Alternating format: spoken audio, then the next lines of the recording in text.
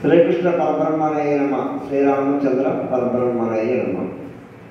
అయితే ఇక్కడ పేద విద్యా కళాకారులని ప్రతి గ్రామంలో ఉన్నారు. ఎందుకంటే నాటి నుండి నేటి వస్తున్నాం, అక్షరానికి ఆలపిస్తున్నాం, వెళ్ళిపోతాం అనుకోకుండా ఈ రోజుకైనా హైందూ ధర్మం ఈ కార్యక్రమాలు గ్రామంలో నడిపిస్తున్నారంటే ఎంతో కొంత ధర్మం అనే భక్తి. భగవంతుడు రామచంద్రుడు ప్రతి గ్రామానికి రామాలయం నిర్వహించి మనందరి హృదయంలో నిలిచి ఉన్నాడు. కాబట్టి ధర్మం అనేది ప్రతి గ్రామాన్ని హరినామ సంకీర్తన రూపంలో నడుస్తుంది. అదొక్కటి మాత్రం వేదం. కానీ ప్రతి గ్రామంలో ఒక భజన కార్యక్రమంలో గురువనే మహాందాత ఉంటాడు.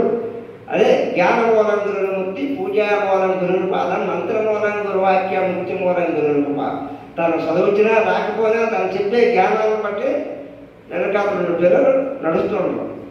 కానీ పెద్దలు నేను ఎందుకో గుర్తించలేదు, మాకు ఎవరికి అర్థం కాకుండా రాను హైందూ ధర్మం ఈ కార్యక్రమాలు కొంత గుంటుపడిపోతాయని మా ఆవేదనంతను మీరంటూ కొద్ది సిద్ధిస్తే మీ ముందుకు ఇంకా వెళ్ళి చక్కగా దైవ కార్యక్రమం, దైవ సంకీర్తన ప్రతి గ్రామంలోనూ ప్రతి ఆలయంలోనూ జరిపించే కార్యక్రమాలు మేము నిత్యంగా తీసుకుంటున్నాం, చేస్తున్నాం కూడా. ఎవరు మాకే ఇక్కడ ఉద్యోగాలు జీతాలు ఏమి ఇవ్వమండదండి. పాటలు ఒకటి సాధ్యం అడుగుతాను. మా ఆవేదన ఒకటే, ప్రతి ఆలయానికి దేవాలయానికి వెళ్తాను, ఆలయానికి వెళ్తాను. అక్కడికి వెళ్తుంటే ఇలా పూర్వం అనుకొని మళ్ళీ సాధ్యం పెట్టుకుని రావాలంటే పిల్లలు కొద్దిగా బాధపడతాను. అదొక్కడే మిమ్మల్ని మేము గుర్తించమని 10 సార్లు మేము ఎవరైనా కోరుకుంటున్నటువంటి కార్యక్రమాన్ని, ఇటువంటి కార్యక్రమాన్ని ఇంకా ముందుగా మీ పెద్దలందరూ ముందు చూపుతో ఈ పేద విద్య కళాకారులందరికీ మీరు మాకు అండదండగా ఉండి నడిపిస్తారని కోరుకుంటూ సెలవు తీసుకుంటాను. జై శ్రీరామ్. సంకల్పంతో ఈ వసుంధర టీవీ ఛానల్ వారు గురువుగారు మనకి ఈ చక్కనైనటువంటి అవకాశాన్ని కల్పించారు. మన ఉత్తరాంధ్రలో ఉన్నటువంటి పుణ్యక్షేత్రం ఏదైతే ఉందో మన రామతీర్థంలో ఒక చక్కనైనటువంటి కార్యక్రమాన్ని జరిపిస్తూ ఉన్నాం. మనం 20 సంవత్సరాల కింద కూడాను ఈ 20 సంవత్సరాల నుండి కళాకారులందరినీ కూడా మన దాంట్లో పెట్టుకుని ఇప్పుడు 18,000 మంది కళాకారులు మన సంఘంలో ఉండడం జరిగింది. ఈ విషయం వాళ్ళకి తెలిసిన తర్వాత ఇంతమంది కళాకారులు ఉన్నారు కదా, వీళ్ళకి ఎటువంటి న్యాయం కూడా జరగట్లేదు, దీనికోసం ప్రత్యేకంగా మనం వీళ్ళకి సపోర్ట్ చేయాలనేటువంటి సంకల్పంతో మరి ఈ వసుంధర టీవీ ఛానల్ వారు మనకి ఈ అవకాశం కల్పించారు.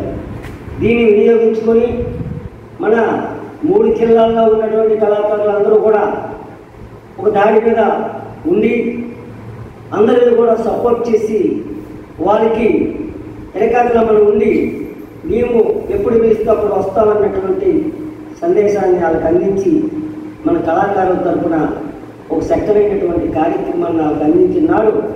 మనం ఎంత దూరం అయినా సరే మనం ఈ 2 రాష్ట్రాల్లో మనల్ని తీసుకెళ్ళి వాళ్ళు అభివృద్ధి చేయాలన్న సంకల్పంతో చేస్తున్న కార్యక్రమం. వాళ్ళు ఎంతో శ్రమ తీసుకొని ఇలాంటి పేద కళాకారులందరికీ కూడా ఎటువంటి న్యాయం లేదు, ఇల్లు లేవు, వాకులు లేవు, ఇటువంటి సందర్భాలు కూడా లేవు. దేవాలయంలో ఎంతోమంది సేవ చేస్తూ ఉన్నారు, అలాగే కార్యక్రమాలు జరిపిస్తూ ఉన్నారు, భజనలు చేస్తూ ఉన్నారు, వేదాలు చదువుతూ ఉన్నారు. ఇలాంటి మహాతల్లులందరూ మన ఉత్తరాంధ్రలో ఉన్నటువంటి పుణ్యక్షేత్రంలో ఈ కార్యక్రమాలు వాళ్ళు ఉట్టుని ₹1 కూడా ఆశించకుండా చేస్తూ ఉన్నారు. మరి ఈ రోజుకి వచ్చి ప్రభుత్వం వారు మన మీద ఎటువంటి దృష్టి లేనటువంటి పరిస్థితి ఏర్పడ్డది.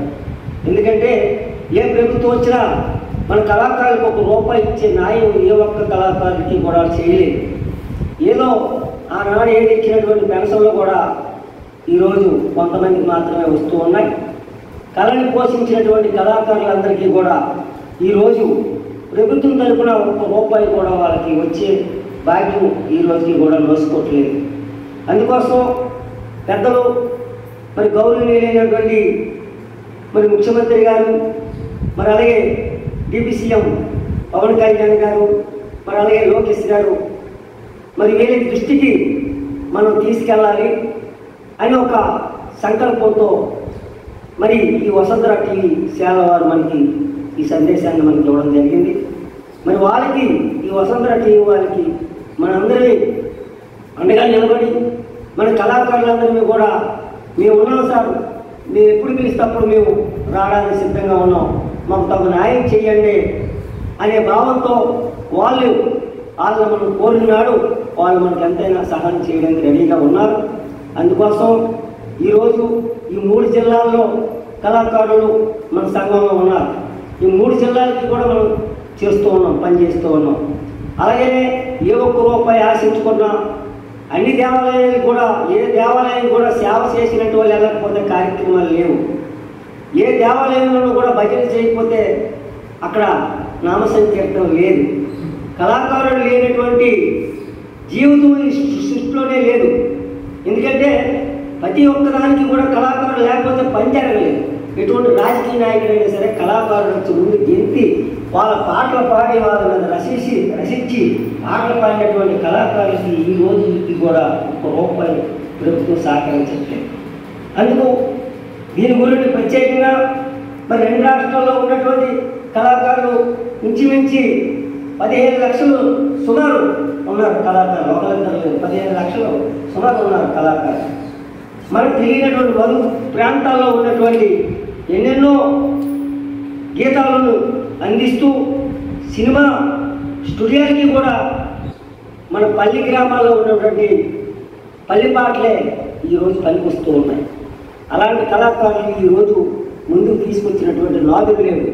ఆ శిఖరాన్ని తీసుకొచ్చి ₹10 ₹5 వాళ్ళకి ఇచ్చి ఆ కార్యక్రమాన్ని జరిపించేసుకొని అక్కడి నుండి మళ్ళీ మనం వదిలేయడమే జరుగుతుంది తప్ప వాళ్ళకు ₹1 సాయం అనేది ప్రభుత్వం ఇంతవరకు ఇవ్వట్లేదు. అలాగే సినిమాల్లో యాక్ట్ చేసినట్టు వాళ్ళకి కూడా వేయించుకున్న వాళ్ళకి కూడా వాళ్ళు కూడా ఇలాంటి వాళ్ళు ఉన్నారు కదా, మరి వాళ్ళు ముందుకు తీసుకురావాలి కదా అనేటువంటి సినిమా యాక్టర్లు కూడా మనల్ని కాపర్సేయలేదు. ఎందుకంటే వాళ్ళ కార్యక్రమాలు వాళ్ళే చేసుకుని వెళ్ళిపోతారు కానీ ఆ సినిమాలో యాక్ట్ చేసినట్టు వారికి చూస్తారు కానీ వాళ్ళకి ఎటువంటి సహాయ సహకారాలు అందించలేదు. లేనటువంటి స్థితి ఉంది. సినిమా యాక్టర్లు కూడా మనల్ని కూడా వెనక్కి తొక్కేసే పరిస్థితి ఉంది.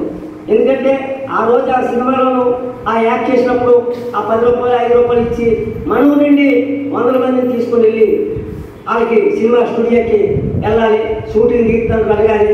మనం ఏమీ తెలియనటువంటి మానవ రూపంలో ఉన్నటువంటి మంచితనానికి మనం అన్నింటిని రోజుకుంటాం కాబట్టి కళాకారులు ఎప్పుడూ కూడా తలంచి ఉంటారు కాబట్టి మనల్ని ఓడుకుంటూ ఉన్నాం. మనకి ఇక్కడికి వచ్చి ప్రతి గ్రామాలలో కూడా వచ్చి సినిమా స్టూడియోకి తీర్థంలో ఈ ఊళ్ళో 10 మంది వెళ్ళిపోయాడు అంటే కులంలోనే మనం వెళ్ళిపోతాం.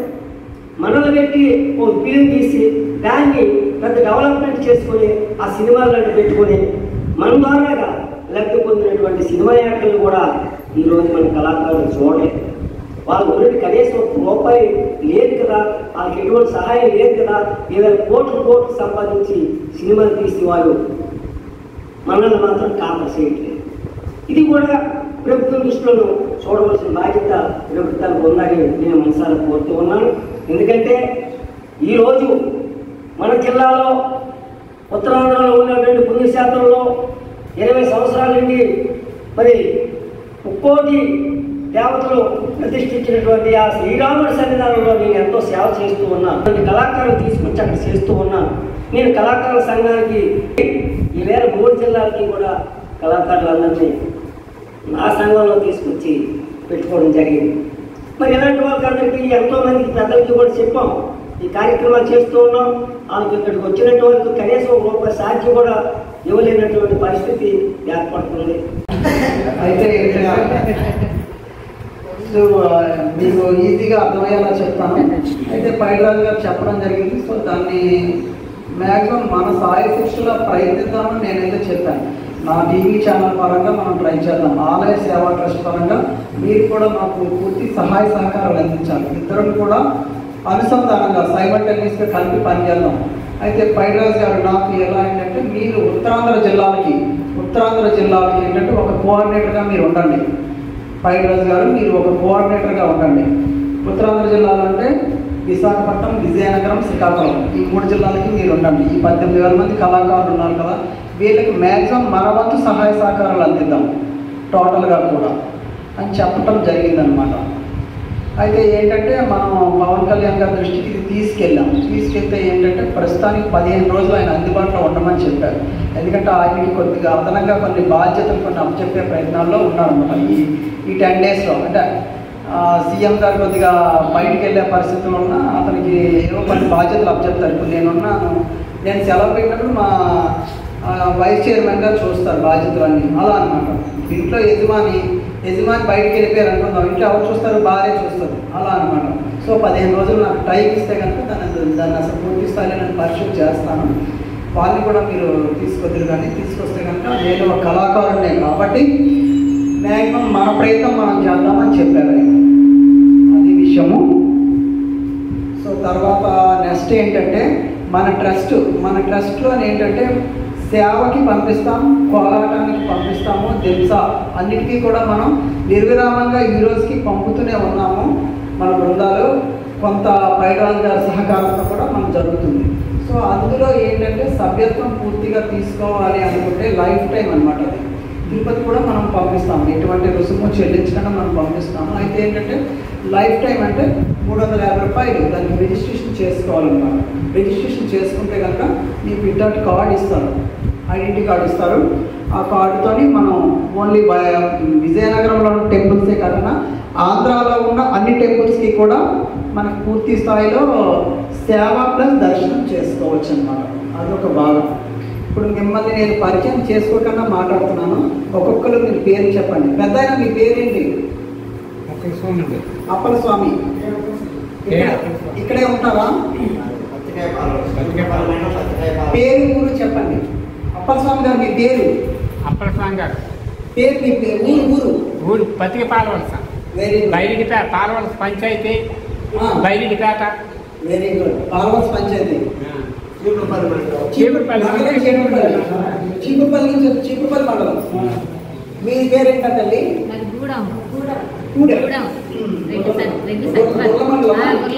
ఓకే. మీది ఏ ఊరు తల్లి? కూడేమే, గుర్ర మండలమే. మీదమ్మా?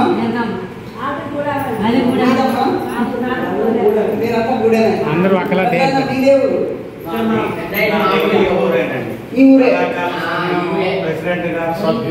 సభ్యుడు. వెరీ గుడ్, సంతోషం. మీది కూడేమే. మీది సార్? మీదండి? చీపురుపల్లి మండలం. మీది సార్? కూడేమే. మీది కూడేమే. వెరీ గుడ్, సంతోషం. అందరూ కూడా చాలా చక్కగా వచ్చారు. ఏంటంటే టోటల్గా మీకు ప్రతిదీ కూడా పైరాజు గారు అప్లైట్ ఇస్తారు. టోటల్గా కూడా నేను చెప్పేదంతా కూడా మీరు ఏంటంటే ముందు సభ్యత్వాలు ముందు తీసుకోవాల్సి ఉంటుంది. సభ్యత్వాలు వివిధనాలు ఆయన చెప్తారు టోటల్గా కూడా. ఎందుకంటే ప్రతి దగ్గరికి మేము వెళ్ళాం. మావి 2 రాష్ట్రాలు అనమాట మా ట్రస్ట్ సేవలు. మీకుండే సమస్యని ఆయన మంచి క్లారిటీగా చెప్పారు. దాన్ని లెటర్ రూపంలో రాసిచ్చారు. దాని టైపింగ్ కూడా చేయించడం అయిపోయింది. దాన్ని పంపించిన తర్వాత సార్ నుంచి స్పందన ఏంటంటే ఒక 15 రోజులు నాకు వదలండి. 15 రోజులు నాకు వదిలిన తర్వాత తీసుకురావాలి. వాళ్ళు తీసుకొస్తే కనుక వాళ్ళ నుంచి కూడా క్లారిటీ తీసుకుంటాను, తీసుకుని పరిశీలన చేస్తానని ఆయన అయితే చెప్పారు. 100% చేయలేదా మనకి 50%, 50% చేసినా మనకి న్యాయం చేసినట్టు ఒక విధంగా అది. సో మన ట్రస్ట్ అయితే వసుంధర ఆలయ సేవా సంఘం అన్నమాట. దానికి కంపల్సరీగా రిజిస్టర్ అనేది అవ్వాలన్నమాట. దానికి ఏంటంటే 2 ఫోటోలు, ఒక ఆధార్ ఇవ్వాలి. సార్ ఇస్తే కనుక సార్ మళ్ళీ అది మా కింద స్థాయిలో ఉన్న స్టాఫ్కి ఇస్తారు. ఇచ్చిన తర్వాత మీకు ఐడెంటిటీ కార్డు అనేది ఇష్యూ చేస్తారు. అన్ని టెంపుల్స్కి కూడా మీరు సేవ ప్లస్ దర్శనం చేసుకోవచ్చు. ఏంటో చేయడానికి ట్రాన్స్పోర్ట్ అనేది మీదే అన్నమాట. ఓకేనా? ఇంకా మీకు ఏదైనా సమస్యలు ఉంటే కనుక అడగచ్చు.